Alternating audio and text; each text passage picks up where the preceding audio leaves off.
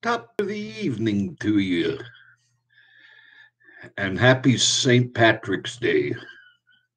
Welcome to Short Story Time Theater with William Baxter. That's me.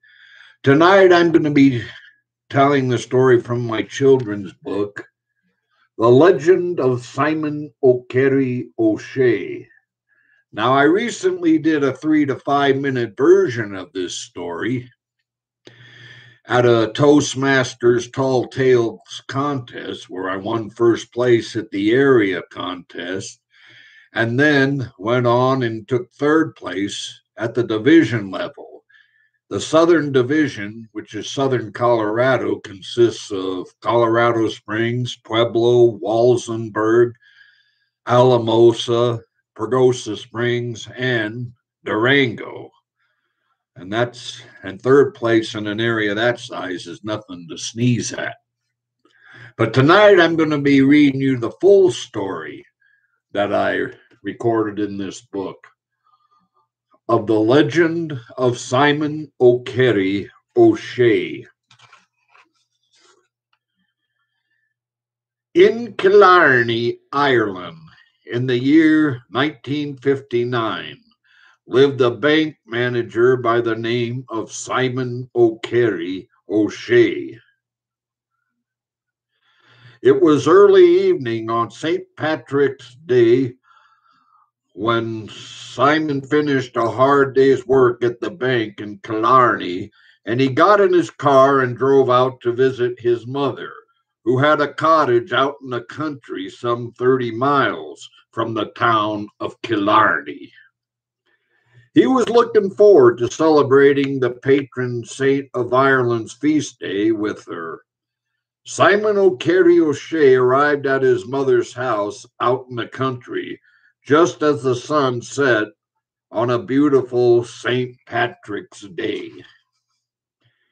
People who lived in the country a ways from Killarney and other major towns and cities held a strong belief that on the evening of March 17th, it was not a good idea to be outdoors a lot, except to travel to the nearby pub and celebrate the holiday. This was indeed a lesson Simon O'Kerry O'Shea would learn the hard way. Simon walked up to the door of his mother's cottage and knocked on the door. His mother answered and welcomed her son. Her name was Marjorie O'Shea. Her nickname was Midge. She said, "Simon, may the saint of Ireland be praised. Come in, my darling one. Take a seat at the table.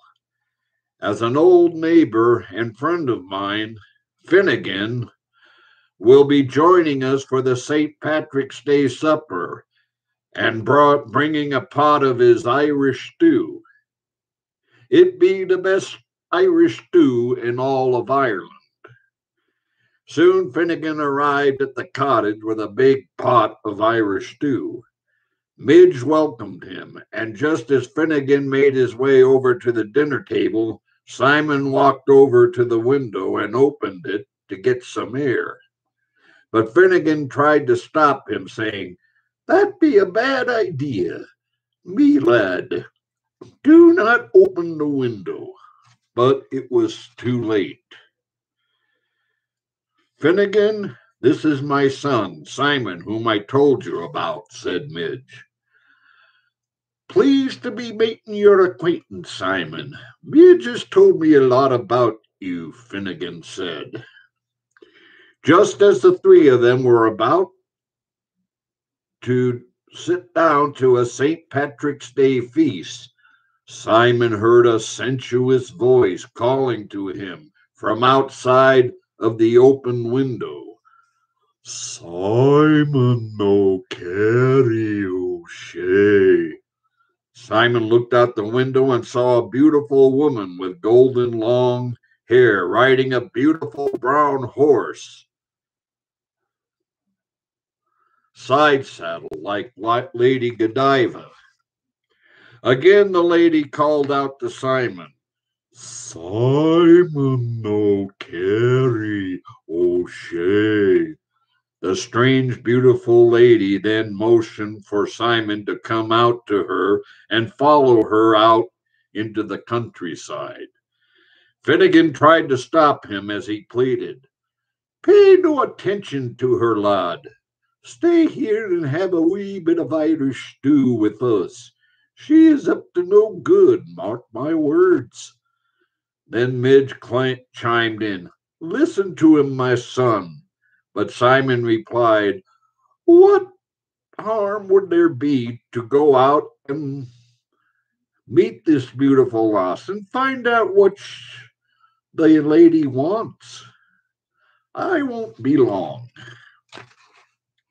Then Finnegan pulled out an Irish amulet necklace and said, If you must follow her, lad, you best be wearing this. But Simon said, I don't need to be wearing that strange necklace. I'll be fine, I assure you. So Simon went outside and followed the hoofprints of the horse the golden-haired woman was riding. Finnegan turned to Midge and said, I best be following your son to make sure he doesn't get into any trouble. I'll try to bring him back here safely and soon. Simon O'Carry O'Shea followed the hoofprints to the edge of a forest and spotted the horse, but there was no sign of the lady. Simon walked toward the horse, when all of a sudden the beautiful brown horse turned black and his eyes lit up like a flashlight. Then the creature, which turned out to be a puka, was completely out of control as he began to raise his front legs up and down, up and down. Before the puka's hoofs could come down on Simon's head, Finnegan came out of nowhere and came between Simon and the creature.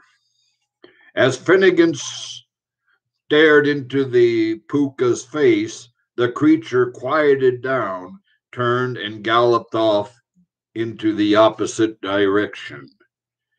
Finnegan turned to Simon and said, Now will you please return with me to the safety of your mother's cottage? It is not safe to be out here. After Finnegan pleaded with Simon to return to the cottage, that sensuous voice called to Simon once again. Simon O'Carry O'Shea. Simon turned and looked toward the edge of the forest and saw the beautiful creature standing there at the entrance to the forest, motioning Simon to follow her in. Simon once again ignored Finnegan's wise warnings and followed the lady into the forest.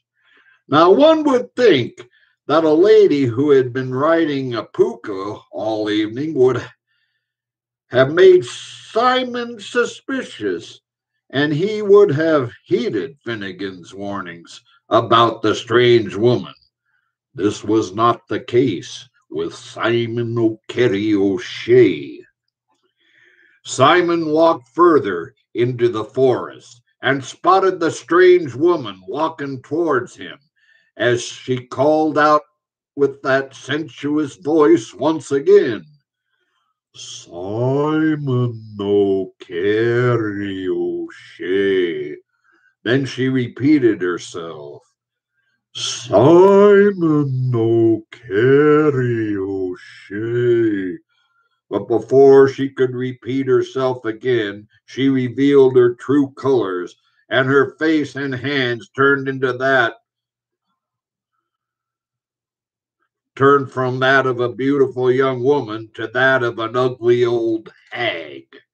Her beautiful golden hair turned hideous gray, and her sensuous voice turned into a frightful cackle as she shrieked, Simon O'Carry O'Shea.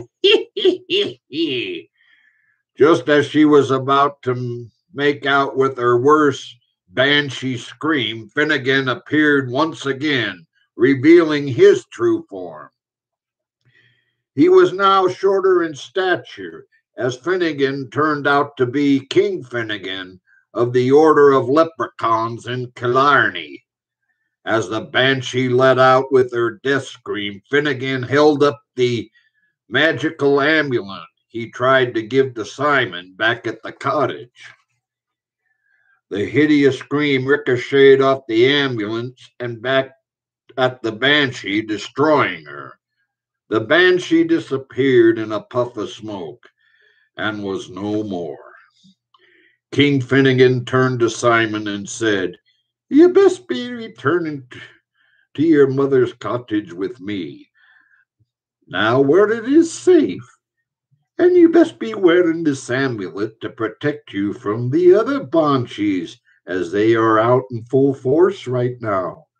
I'll see you back to the cottage safely." From that time forward until his final day, Simon O'Carry O'Shea always stayed indoors on St. Patrick's Day evening. The end.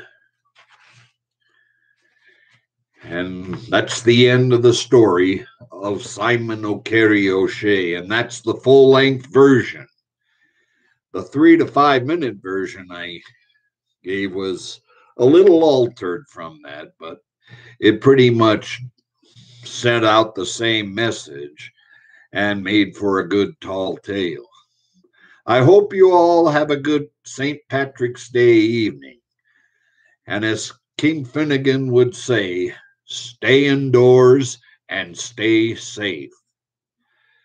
Happy St. Patty's Day to you now.